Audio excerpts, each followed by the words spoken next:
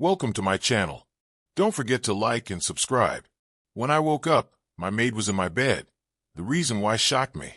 The sound that woke me wasn't my alarm, nor the usual guttural moan of the plumbing that sounded like it was auditioning for a horror film. It was a gentle hum, melodic, weirdly harmonic, and distinctly not coming from any of my devices. For one disoriented second, I thought my smart fridge was serenading me. Then I blinked and realized there was something far more concerning than a musical appliance. There was a person in my bed, more specifically Lyra. Her silver blue hair fanned across my pillow like spilled mercury. One of her long, elfin ears twitched as she shifted slightly, still deep in sleep. Her hands were folded neatly beneath her cheek. The pale light filtering through the smart glass window outlined the subtle glint of the bio-suit she always wore under her uniform, which she wasn't wearing. I screamed internally. Externally, I choked out something between a gasp and the first half of a sneeze. Lyra's eyes opened. They were the color of oxidized copper and way too alert for someone who had apparently snuck into my bed at some point during the night. "I wasn't supposed to," she said calmly, voice still laced with sleep. But I couldn't resist. Then she closed her eyes again. For several seconds, my brain ran diagnostic checks like a misfiring server. I checked for signs of head trauma. None. I sniffed my breath. Okay, slight garlic. Irrelevant. My heart was doing calisthenics in my chest. I had questions. So many questions. I just didn't know how to format them yet. Lyra. Why are you? What are you? This is my bed. She sat up slightly, looking at me with that unreadable expression she always wore when discussing things like dust or human emotions. Her long ears twitched again. I had the strange, creeping suspicion that twitching was her version of a smirk. "You were broadcasting dreamwaves," she said, loudly. I was affected. "That doesn't mean you crawl into weight broadcasting." Lyra tilted her head. "Yes. Your unconscious theta pattern spiked. It was like hearing 100 unshielded feelings all screaming in chorus. Very warm. That doesn't explain why you're here. In my bed. Next to me. In your—" I paused. "Wait, is that my robe?" She looked down. "Yes. The fabric absorbs your pheromones. It made it easier to sleep." My mouth opened. Nothing came out. "Would you like me to return to the guest chamber?" Yes. Look, I just woke up. I haven't had caffeine yet. This is a lot." She blinked, slowly, then climbed out of bed. The robe, way too big on her, dragged slightly on the floor as she padded toward the kitchen unit. She activated the auto-brewer and stood there, staring at it like it had personally offended her family line. "Caffeine is one of your species' emotional stabilizers," she said. "I will wait until you are not malfunctioning." I fell back into the pillows and stared at the ceiling, which had helpfully decided to display a holographic starfield. Lyra must have reset the ambient mood settings again. My fingers trembled slightly as I reached for my neuroband, syncing it with my wrist interface. A soft beep. The screen flickered to life. I sent a quick query to the Interstellar Employment Bureau. "Is unauthorized physical proximity grounds for contract review?" The response came faster than expected. "Depends on proximity intensity and context. Were pheromonal exchanges consensual?" I stared at the text for a while. From the kitchen. I did not initiate full contact. Only dermal adjacency. I turned my head. "Are you reading my messages?" "I tuned into your wristband signal while you were still dreaming. It was broadcasting insecurely." "That's invasive. That's survival. You have poor security protocols." She returned with a cup of steaming synth coffee and held it out to me like a peace offering. I took it. It was exactly how I liked it. That unsettled me more than the bed situation. "I don't understand what's happening," I muttered. "You are experiencing cross-species boundary conflict during emotional resonance," she said. "Typical. I've read about it in the manual." "There's a manual?" "I wrote it." She sat on the edge of the bed, her movements precise, her expression strangely hopeful. No, that wasn't it. She looked like a cat waiting to see if a laser pointer would move again. "Lyra, you're a Virelian," I said. "You don't do this. You don't sleep, you hibernate. You don't touch people. You call hugging tissue compression. Her eyes softened. That was new. Genuinely new. I don't usually, she said. But being here changes parameters. I didn't know what to say. My brain, still caffeine-starved, defaulted to sarcasm. Well, I'm thrilled my theta waves ruined your night. They didn't ruin it, she said. They made it oddly nice. My face burned. Suddenly the room filled with a high-pitched trilling noise. Lyra stiffened. She turned her head, ear tilting slightly like a radar dish. External scan pulse. Government grade. They're searching for something. My stomach dropped. Something? Like what kind of something? She stood, robe falling off one shoulder like some sci-fi romance novel cover. A breach. Probably me. I dropped my coffee. You mean you're the thing they're scanning for? What did you do? She turned toward me, smiling faintly, mischievously. Nothing. Just overstepped a protocol or two. My pulse shot into overdrive. Like, what kind of protocols? Lyra, please tell me you didn't. I may have overridden a neural limiter. I threw my blanket over my head. Oh, great. My maid is an intergalactic fugitive because she wanted to cuddle. I didn't want to cuddle, she said, lifting the blanket. I wanted to listen to your dreams more clearly. I poked my head out. That is somehow creepier. She shrugged. Your brain is unique. It resonates in a frequency range Varelians find difficult to process. It's stimulating. You're saying I'm emotionally radioactive? Yes. I groaned and flopped back. This is the worst morning ever. There was a pause.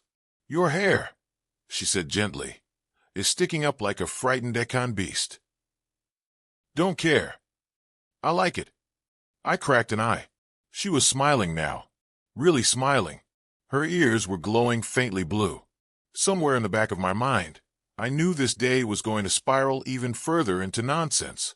But in that moment, buried under blankets, facing an emotionally mutating alien maid with glowing ears and a coffee mug in hand, I realized something far worse than being emotionally radioactive. I didn't really mind. Just to confirm, I said as Lyra disassembled my toaster. You didn't override the neural limiter in your own head, right? Not same I. Because I'd like to keep my personality, even if it's mostly held together by caffeine and spite. She didn't look up. Yours was already non-standard. Wow. Thanks. Not an insult. Just a scientific observation. She turned the toaster upside down and shook it. Also, your small kitchen machine has been infected by a primitive AI parasite. I blinked. You mean the toaster? Yes. It's not infected. That's just the firmware. No, she said flatly. It tried to whisper a poem to me. She placed the toaster carefully on the floor and tapped its side. It let out a mechanical sigh and powered down like it had just accepted its fate. I held my forehead. Okay, you need to explain this bond phase thing again. Slowly, without neural buzzwords. Pretend I'm an idiot. She tilted her head. You told me last week to stop assuming that. Right now, assume it enthusiastically. She nodded once and sat across from me on the living room floor, legs folded precisely like a meditation instructor. Her posture was perfect, as always, in a way that made me feel like a slouchy sack of laundry trying to understand quantum emotion theory. Varelians, she began, operate with emotional regulators implanted at birth. These keep our limbic responses dampened. Too much feeling causes system instability. In historical eras, uncontrolled emotions caused war, creative expression, and soap operas. That explains a lot. Every few decades, she continued, one of us is born with a bond response anomaly. We begin to sync with individuals outside our species. And you synced with me? Her ears turned faintly violet. Yes. Okay. Wow. I paused. Wait. Why me? I'm just a linguist with seasonal allergies and a poor relationship with salad. She hesitated. Your dreams aloud. That's the second time you've mentioned that. I thought dreams were private. Not when they leak through neurostatic fields and broadcast on theta wave channels. Great, I muttered. I'm a walking emotional radio station. A very specific one. You emit curiosity, loneliness, absurd humor, and occasional bursts of simulated heroism. That sounds like someone describing a corgi. It was appealing. I stared at her. So you caught feelings because I watched old sci-fi serials and reprogrammed my shower to play theme music while I soap? Yes. I rubbed my face. Lyra, this is insane. You weren't assigned here because of that, were you? Another pause. Slight. Tense. Not exactly. Oh no. I requested reassignment after initial neural mapping. You requested me? I was curious. The first profile scanned of your cognitive patterns contained anomalies, high concentrations of metaphor, unusual empathy spikes, and strong responses to absurdist humor. Your brain is interesting. That's not flattering. That's something scientists say about diseases. I meant it flatteringly. The silence stretched between us, filled only by the sound of the kitchen AI whimpering softly. Lyra reached over and muted it with a thumbprint. Do you have any idea what this means? I asked. Is there, like, a rule book for this sort of thing? There is, she said, but I deleted it. Why? It said I was malfunctioning. I lay back and stared at the ceiling, which was now helpfully displaying a projection of jellyfish swimming through a starfield. Probably Lyra's doing. She liked emotional metaphors. A bit too much lately. Okay, I said finally.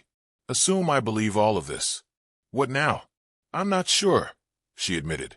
This has never happened successfully before. Most bond phases are suppressed. The others break. Emotionally combust. Think of it like setting fire to your own neural pathways because you felt too strongly about a sunrise. Poetic. Terrifying. Mostly terrifying. She looked away. It's why I avoided you at first. I thought it would pass. But your proximity intensifies it. And last night, your dream. I held up a finger. Nope. We're not talking about my dreams. You were singing, she said softly. I groaned. You sang to a space whale. Stop. In a tuxedo. Lyra. You called him Sir Blubbleton. I buried my face in a cushion and screamed silently. She reached out and touched my shoulder. It was endearing. I sighed into the cushion. This is so far beyond weird. I agree. I lifted my head. Then why are you still here? Because I want to understand it. I want to know what it means. I want to feel more. I want. She stopped, clearly searching for the right word. To keep malfunctioning. With you. That was probably the most romantic line anyone had ever said to me, and it involved the word malfunctioning. From the hallway, my comm unit buzzed. The bureaucratic trill of the interstellar employment bureaus, tone pulsed through the walls. I jumped up. Oh no. I sent a question about proximity violations yesterday. They must have flagged it. Lyra stood. We should not answer that. It's probably already logged. They're going to ask why you're still here. They will scan for emotional resonance spikes. If they detect mine, they may initiate deactivation protocol. Wait, deactivation? As in permanent cerebral quieting. It's painless. That's not comforting. She tilted her head. It was intended to be. The comm buzzed again, louder this time. My heart pounded. Lyra's gaze shifted toward the door. We can pretend I am not here. They'll scan. Then we run. Run where? I have access to 5 off-grid safe houses. You have what? How do you? I did not delete all the rules, she said. Just the ones about you. The comm buzzed a third time. The floor under us vibrated faintly. Lyra, we can't just go off-grid because you like my dreams. Yes, we can, she said. Or we can stay. And I can stop malfunctioning. Your choice. I looked at the door. I looked at her. The robe she still wore had slipped down one shoulder again. Her ears were glowing faintly. Can I grab my toothbrush? Yes. Then let's run. We made it exactly 9 minutes into our off-grid escape before I realized I had forgotten to bring pants. Lyra, I said, breathless, bouncing on one leg inside a maintenance tunnel beneath what used to be a Hovermall food court. I have made a tactical error. She glanced down. I see that. I panicked, okay? You said they might deneuralize you. That would not affect your legs. It affected my judgment. She offered me what I assumed was her version of a sympathetic smile. It involved narrowing one eye and flaring both ears like air intakes. There's an outfit cache one level below. We can stop. Please. I'm already bonding to this emergency blanket emotionally. We climbed down an access ladder into a section of the city I hadn't seen in years. It was all blinking neon from abandoned VR arcades, old advertisements for obsolete toothpaste brands, and the flicker of a malfunctioning surveillance drone playing romantic music from a broken speaker. Where are we? I asked, wrapping the blanket tighter around me. This is Node 17F, Decommissioned Commerce Zone. Current inhabitants are mostly harmless. One aggressive trash bot. What? Do not provoke the trash bot. We passed a sign that read, "You are here," and pointed nowhere. A wall-mounted cleaning unit rolled, by muttering about taxes. I followed Lyra through a sliding panel disguised as a soda machine. It led into a space so chaotic it made my apartment look like a museum exhibit on loneliness. There were beings, many of them, a gelatinous entity playing six-dimensional chess with itself, a tall insectoid reading an erotic novel titled 50 Shades of Infrared, a floating cube wearing a trench coat. A familiar voice called out, "Dorian, you're late." I turned. Darnell. Darnell was a former communications technician who'd faked his own disappearance 3 years ago to live without algorithms. He now ran a cafe out of a hacked vending machine. "You still alive?" I asked. "Define alive," he said, flipping a dial on a retro espresso unit. "You want space foam or void milk?" "Surprise me. Do you have pants?" He gestured toward a bin labeled "Found, Cleanish." I fished out something vaguely trouser-adjacent and pulled them on behind a screen that kept flickering between privacy mode and free cam view. Lyra sat calmly beside a glowing orb that offered psychic foot massages. "You trust these people?" I asked her. "No," she said, "but I know which ones bite." I sipped my drink. It tasted like vanilla, battery acid, and regret. "Okay, now that I'm caffeinated and clothed, let's try again. Why exactly are you mutating into an emotional sponge and dragging me into what looks like a discount cantina from a rejected Star Wars spinoff?" She tapped her wrist and projected a hologram of a brain. After the bond phase began, my regulatory chip began misfiring. Emotional uptake increased exponentially. Your presence accelerates this. So I'm an emotional accelerant. Exactly. I feel like that should come with a warning label. You were labeled emotionally hazardous. Level 3. I blinked. Out of how many? 5. Oh, great. So I'm not lethal, just mildly flammable. Your emotional state is altering my neuropatterns. I'm developing attachments, preferences, dreams. That's not illegal, right? She paused. That's not comforting. In small doses, it is tolerated, but I have crossed thresholds. Multiple. Like what? I purchased a stuffed animal yesterday. I stared. What? It resembles a feline, but with 10 legs and a monocle. That's adorable. It is irrational. It's also adorable. I named him Captain Fluffworth. I choked on my drink. That sounds extremely illegal by Varelian standards. Exactly. A small alarm buzzed from her sleeve. She checked it, ears twitching. "They're tracking emotional residues," she said. "We left a signature." Wait. Emotions leave. What a smell. Worse. A pattern. You're telling me someone could scan my room and find evidence of us having a weird moment? Yes. And that toaster. It definitely helped. I knew it was sentient. Lyra stood. "We have to move. There's one safe zone left, deep below. A forgotten facility." I frowned. "Let me guess. There's a small chance it's haunted." "It's only haunted by choices." We snuck past a trio of holographic protesters demanding better soap rations, slid down a maintenance shaft, and ended up in what appeared to be a giant dome made entirely of obsolete virtual pets. "They're still blinking," I whispered. "They feed on irony." We reached the control center of the forgotten facility. Dust, dead monitors, and one blinking console. This was a Varelian liaison hub, she said. Centuries ago, they used it to monitor early Earth emotional development. I thought your people avoided emotions. We didn't always. She activated the console. Old footage played. Humans dancing, crying, laughing over burnt toast, proposing in supermarkets, arguing about pineapple on pizza. Why are you showing me this? Because I think I'm becoming that. I turned to her.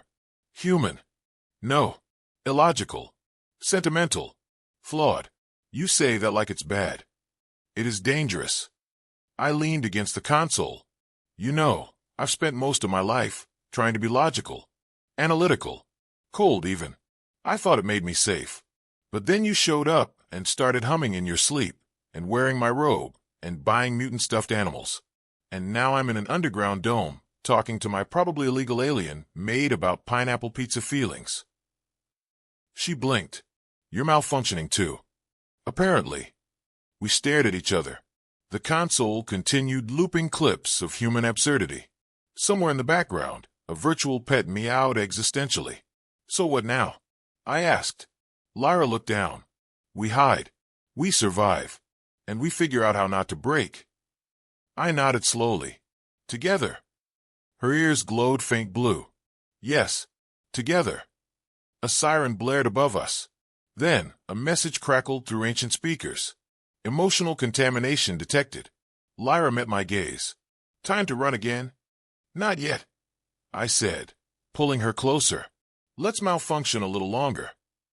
The message played 3 more times before we managed to shut it off by bribing the speaker panel with half a cent donut and a compliment about its vintage casing.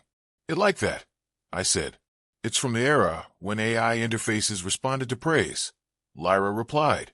The manual suggested flattery as a first protocol. Humans preferred it to logic. Imagine that, I muttered. A species that likes to be liked. She was already moving again, scanning the walls of the control chamber with a small device that looked suspiciously like a harmonica, but made noises more like an asthmatic cat. What are we doing? I asked, searching for the relay vault. It should contain an original Varelian empathy archive. Because that doesn't sound wildly ominous. Inside is data from our first contact with Earth, she continued. Before the regulation chips. Before emotional dampening became law. You're hoping to, what? Reboot your feelings using ancient feelings. In a way. Is this safe? Absolutely not. We found the vault tucked behind a panel labeled Authorized Personnel and Ambivalent Entities Only. Lyra pressed her hand to the lock, then paused. I may need assistance. Let me guess, I said. You need someone with a dangerously unstable emotional spectrum. Yes, that's you.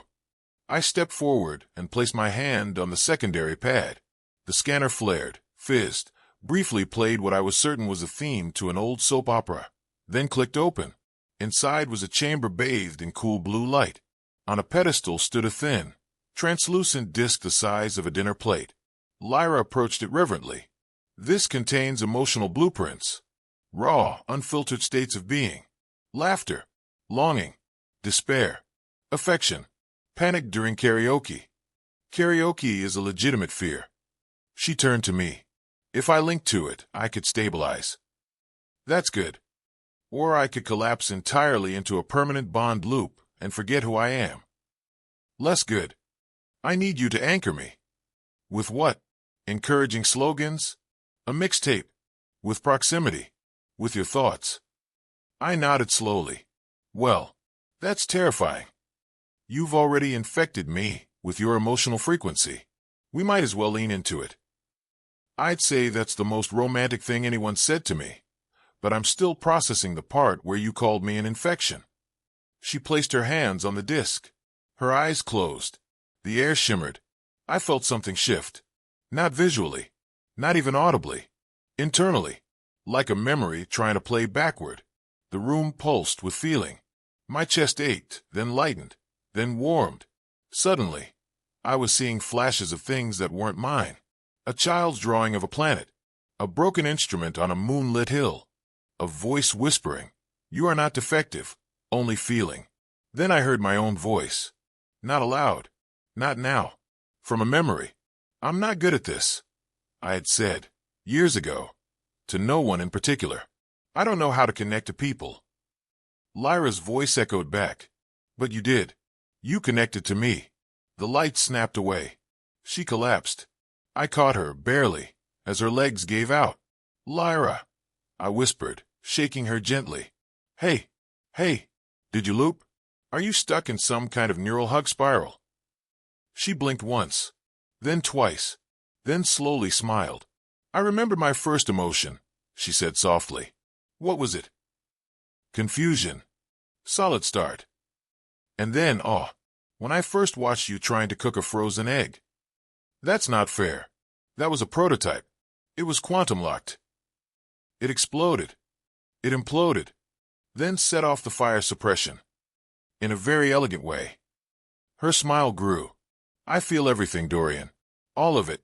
It's overwhelming and stupid and beautiful. I remembered what it means to care." I exhaled.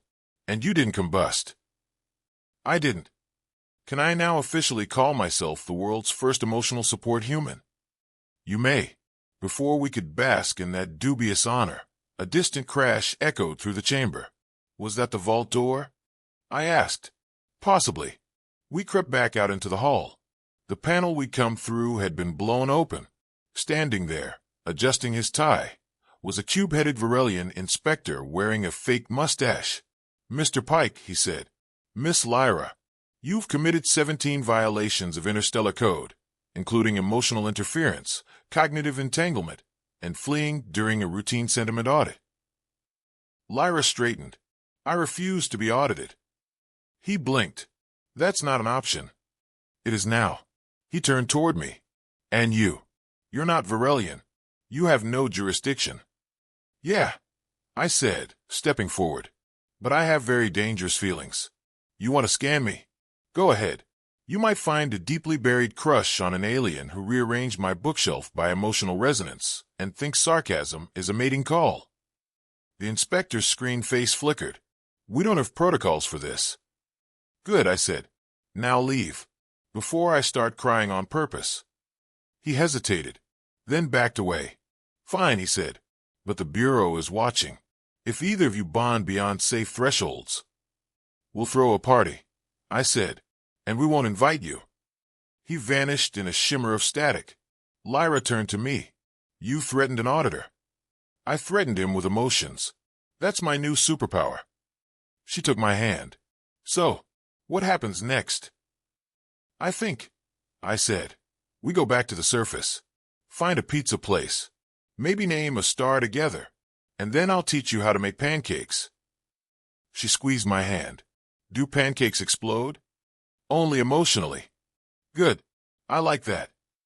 We walked together back through the empty tunnels, followed by the faint sound of a toaster whispering sonnets in the distance. Lyra was humming again, softly, a tune that made the walls of my apartment gently ripple with color. I disabled the mood sync weeks ago, but the walls still responded to her. Apparently, her humming now bypassed basic architecture. "Is it weird," I asked, stirring a bowl of pancake batter, "that your emotional frequency reorganized my smart furniture into a meditation circle last night?" "It was trying to find balance," she said, sipping tea through a straw. "Also, your couch and your bookshelf are in love. That explains the poetry taped to the cushions." "I wrote that." I pointed the spoon at her. "You owe me 3 sticky notes and emotional restitution for making me cry over furniture romance." She smiled faintly. Her ears were glowing teal, which now meant contentment, or indigestion. Still a bit unclear. Since the incident at the Empathy Archive, Lyra had changed. Not dramatically. She still categorized socks by temperature and narrated my nightmares, but there was warmth now. Sometimes she laughed. She had started sleeping the way humans did, curled under blankets like a burrito of rebellion. The Bureau, surprisingly, had left us alone. Apparently, after reviewing the full audit footage, complete with my threats to emotionally compromise their agents, they decided we were either a danger to themselves or an anomaly best left under observation. I received an anonymous box labeled "Do Not Bond Further" with a pair of matching bathrobes inside. We wore them anyway, out of spite and comfort. Lyra stepped closer, sniffed the batter. Too much vanilla. Vanilla is a bonding catalyst. It's overpowering. You're overpowering. Only emotionally. I flipped a pancake into the air. It hovered for a moment longer than physics should have allowed, then landed perfectly. She clapped once. I bowed. "I've been thinking," she said, taking a plate, "about the bond." I hesitated. "Yeah, I'm not sure it should have happened." I nearly dropped the next pancake. "Oh," she blinked. "No, I'm glad it did. But it wasn't supposed to. I broke protocols. I initiated contact during an active dreamwave surge. I reprogrammed your ceiling without consent. You're the best unauthorized update I've ever had." She looked down. "Still, you didn't ask for this." "Neither did you." Silence. Then the toaster coughed. We both turned. "It's still trying to form haikus," I muttered.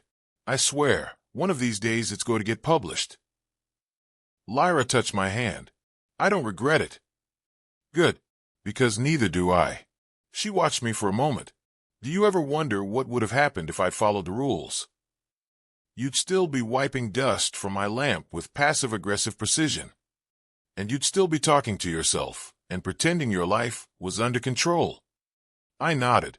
"So basically, no pancakes, no karaoke, no emotional revelations in ancient vaults guarded by sentient lint." Her voice softened. "No Captain Fluffworth." We glanced at the stuffed 10-legged monocled feline, now perched on top of my scent bookshelf, watching us like a judge with high standards. "I've been contacted," Lyra said, "by Varelian authorities, the Central Sentience Council." My grip on the spatula tightened. That sounds ominous. "They want me to report in, to discuss the implications of my bond." "They're going to deactivate you?" "No," she said. "They want to study me." "Wait, like emotionally? And biologically?" "They're curious, alarmed, possibly intrigued. There's a committee. I hate committees. They want to offer me a role." I blinked. "Doing what?" "Teaching others how to process emotions. Like an ambassador." I put the spatula down. "You'd leave." "Not permanently. But I'd have to go for a while." I took a breath. "You should do it." "You're not upset?" "I'm emotionally hazardous, remember? I'll probably cry into my cereal and write terrible poetry. But I'll be okay." She nodded slowly. "I'd like you to come with me. As my consultant." I stared. "Me? You're an expert in human expression. You taught me sarcasm. And how to sneak snacks into government buildings. Essential skills." I laughed. "You sure? I'm not exactly a diplomat." "You're worse. You're honest." We stood there in the silence, with the scent of pancakes and malfunctioning toaster haikus lingering in the air. A small alert blinked on her wristband. "They're ready when we are," she said. I looked around the apartment, still partially rearranged by rogue emotional fields. Still ours. "Do we have time to pack?" "They suggest travel light. But bring the toaster." Of course they did. We stepped out into the morning light. The sky above flickered briefly, someone adjusting the atmospheric filter again. Lyra grabbed my hand. "Are you scared?" she asked. "A little." "Me too." We walked toward the shuttle bay, past sentient street lamps whispering old songs, past the news drones buzzing about unprecedented interspecies empathy, past the mailbox that had grown teeth and wanted to be called Stephen. As the ramp lifted and the shuttle hummed to life, Lyra leaned against my shoulder. "I'm glad I malfunctioned." I grinned. "Me too." Behind us, the toaster whispered, "Burn edges of truth. Emotions rise like sunrise. Bread or something more." And for the first time in a long time, I felt exactly where I was supposed to be. The end.